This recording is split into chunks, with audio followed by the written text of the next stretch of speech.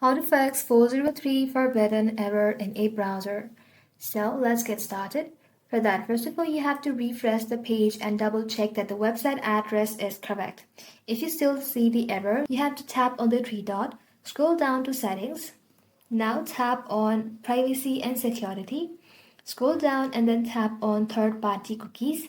Scroll down again, tap on see all site data and permission. Now in the search bar, you can search for that very website and then you can tap on this trash icon beside it to clear any cache or cookies. After that, scroll down, tap on extension and disable ad blocker or browser extension since some website may block requests affected by these tools. If it's still not working, try opening the website in an incognito mode by tapping on the three dot, tap on new incognito window and see if that fixes the error. If the error only happens on one website after trying these steps, the problem may be on the website side or your access may be blocked.